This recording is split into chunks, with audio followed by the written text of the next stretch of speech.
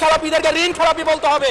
আমরা লজ্জা পাই একই সংসদ একসাথে শেয়ার করার জন্য, কারণ তারা জনগণের টাকা মেরে, যারা জনগণের টাকা ব্যাংক থেকে তুলে নিয়ে ঋণ খেলাপি হয়ে আবার জনগণের প্রতিনিধিত্ব করতে আসে, এই ঋণ খেলাপিদেরকে শাস্তির আওতায় আনতে হবে।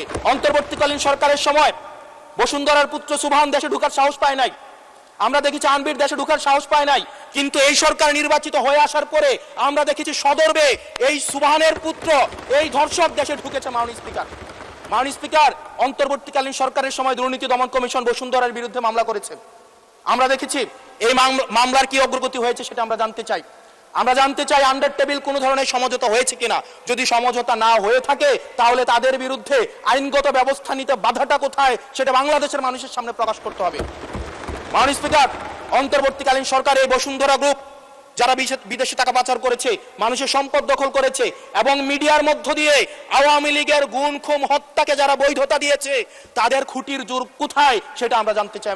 কিন্তু আমাদের দলেই কিছু মানুষ বসুন্ধরার অ্যাডভাইজর হিসেবে কাজ করে, তাদের মিডিয়ার অ্যাডভাইজর হিসেবে কাজ করে। মাননীয় স্পিকার, যেই মিডিয়া তারেক রহমানকে, মাননীয় প্রধানমন্ত্রী তারেক রহমানকে দেশদ্রোহী হিসাবে ফ্রেমিং করেছে, সেই মিডিয়ার অ্যাডভাইজর হিসেবে আজকে বসুন্ধরা গ্রুপে আজকে এই সরকার দলীয় সংসদ সদস্যদের অনেকেই তারা সেখানে যুক্ত। মাননীয় স্পিকার, এই যে আমাদের একটি সান্ধ্যকালীন সংসদ চলছে, আমাদের মধ্যে একটি আলস্য ঢেকে বসেছে, আমরা একটু এখন বিশ্রামের একটা আগ্রহ সৃষ্টি হচ্ছে।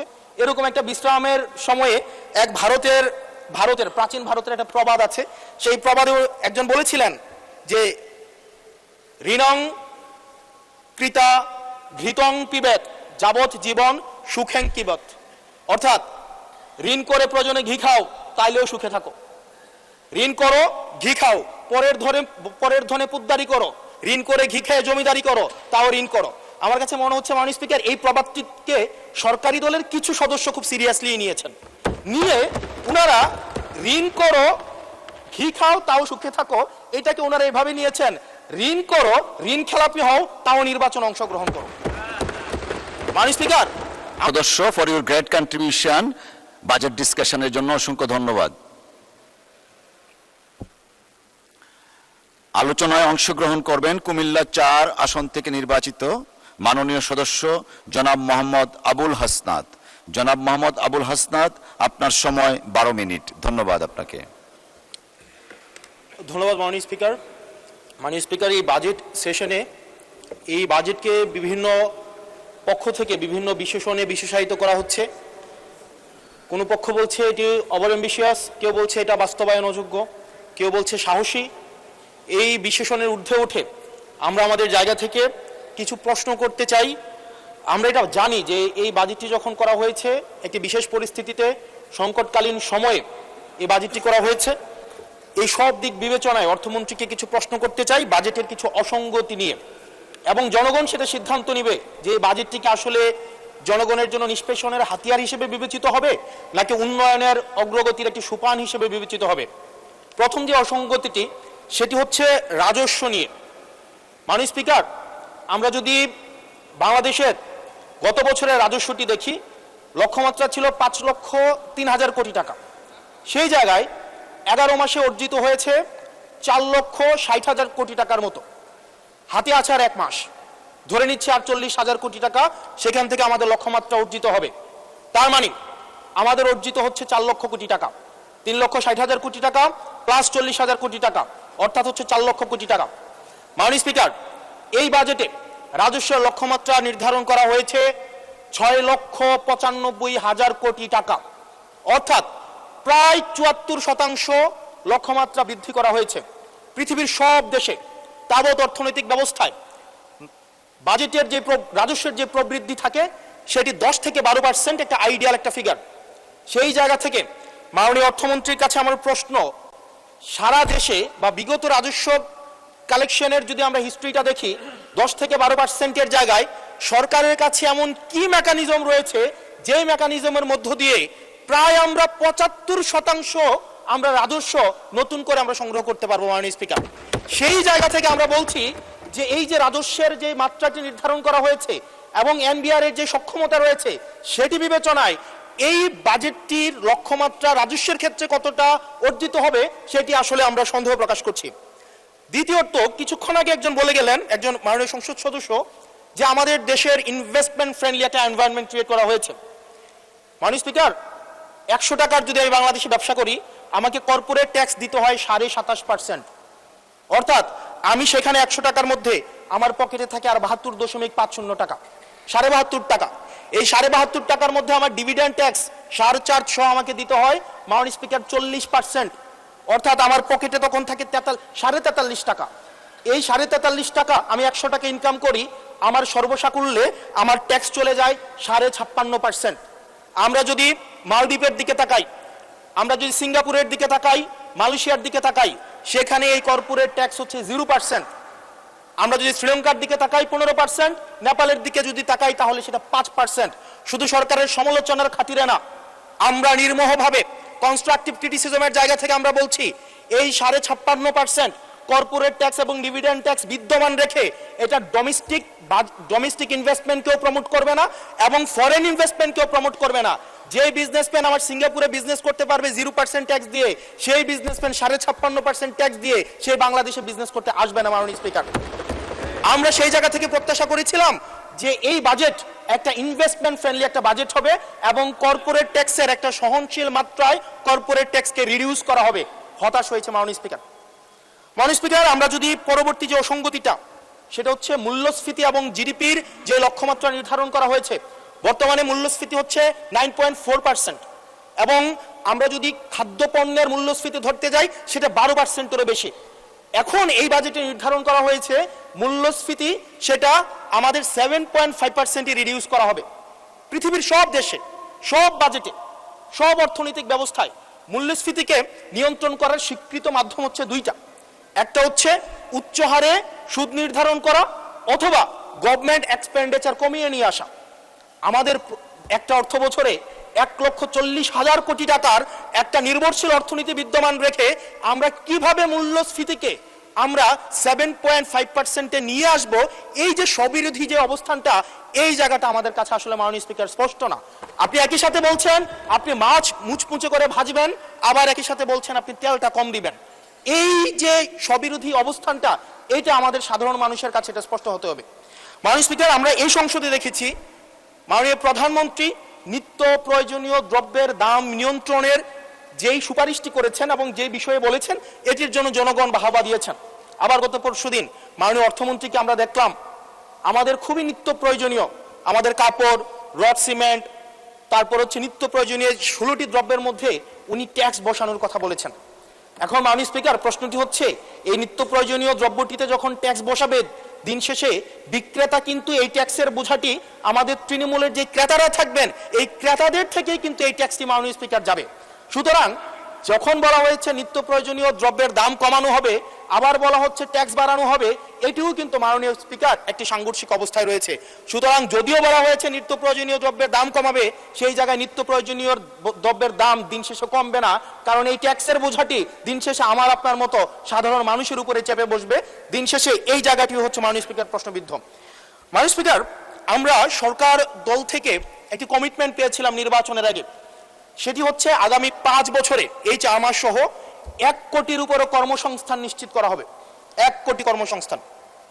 এখন প্রত্যেক মাসে আপনার 1.5 লক্ষ কর্মসংস্থানেরও বেশি। তার মানে এই 4 মাসে সেই হিসাবে কর্মসংস্থান বৃদ্ধি পাওয়ার কথা 6 লাখ এই 4 মাসে। আপনাদের কাছে প্রশ্ন, মাননীয় অর্থমন্ত্রী, এই 4 মাসে কয়টি কর্মসংস্থান নিশ্চিত হয়েছে? আদৌ কি 6 লাখ কর্মসংস্থান নিশ্চিত হয়েছে? যদি হয়ে থাকে সেই কর্মসংস্থানগুলো কোথায়? সেই চাকরিগুলো কোথায়?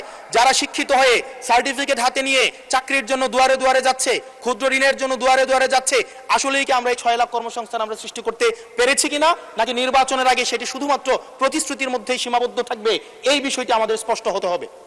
মাননীয় স্পিকার, আমরা প্রাচীন একটি ভারতের একটা প্রবাদ আছে, এই যে আমাদের একটি সান্ধ্যকালীন সংসদ চলছে, আমাদের মধ্যে একটি আলস্য থেকে বসেছে, আমরা একটু এখন বিশ্রামের একটা আগ্রহ সৃষ্টি হচ্ছে, এরকম একটা বিশ্রামের সময়ে এক ভারতের প্রাচীন ভারতের একটা প্রবাদ আছে। সেই প্রবাদে একজন বলেছিলেন যে ঋণং কৃতা ঘৃতং পিবেত যাবৎ জীবন সুখেং কিবত, অর্থাৎ ঋণ করে প্রয়োজনে ঘি খাও, তাইলেও সুখে থাকো। ঋণ করো, ঘি খাও, পরের ধনে পুদ্দারি করো, ঋণ করে ঘি খেয়ে জমিদারি করো, তাও ঋণ করো। আমার কাছে মনে হচ্ছে মাননীয় স্পিকার এই প্রবাদটিকে সরকারি দলের কিছু সদস্য খুব সিরিয়াসলি নিয়েছেন, নিয়ে ওনারা ঋণ করো ঘি খাও তাও সুখে থাকো, এটাকে ওনারা এভাবে নিয়েছেন, ঋণ করো ঋণ খেলাপি হও তাও নির্বাচন অংশগ্রহণ করো। মাননীয় স্পিকার, আমরা দেখলাম এই সংসদে আমরা মাননীয় অর্থমন্ত্রীর কাছ থেকে আমরা কোনো স্পষ্ট কোনো কর্মসূচি আমরা পাই নাই। কিভাবে ব্যাংকগুলোকে যেভাবে দলীয়করণ করা হয়েছে, ব্যাংকগুলোকে দীর্ঘ 17 বছর ধরে ব্যাংকের টাকা ঋণের নামে যেভাবে বিদেশে পাচার করা হয়েছে, সেই পাচারকৃত টাকাকে কিভাবে উদ্ধার করা হবে সেটার কিন্তু সুস্পষ্ট আমরা কোনো পলিসি পাই না। মাননীয় স্পিকার, আমরা গভর্নর সাহেবকে মাঝে মাঝে আমরা একটু আক্ষেপ প্রকাশ করতে দেখি, 4,80,000 কোটি টাকা বিদেশে পাচার হয়েছে, সেটাকে কিভাবে আনা যাবে সেটা নিয়ে আক্ষেপ প্রকাশ পর্যন্ত আমরা দেখি। মাননীয় স্পিকার, এই যে ঋণ খেলাপি যারা আছে, নির্বাচনের আগে একটা কমন একটা স্ট্রাকচার, 5 বছর কোনো খোঁজ খবর থাকে না, তফসিলের আগে সেখানে একটু কোর্টে যাবে, কোর্টে গিয়ে ওই ঋণ খেলাপির উপরের এই অর্ডারটার উপরে একটা স্টে দিবে এবং 2% দিয়ে আবার রিশিডিউল করাবে, রিশিডিউল করিয়ে আবার নির্বাচনে অংশগ্রহণ করবে বিভিন্ন জায়গা থেকে টাকা পয়সা উঠায়া, এবং আগামী 5 বছর আবার এই ঋণ নিয়ে কোনো ধরনের আর কোনো খোঁজ খবর থাকে না। জনগণের টাকা নিয়ে এই বিলাসিতা বন্ধ করতে হবে এবং ঋণ খেলাপিদেরকে ঋণ খেলাপি বলতে হবে।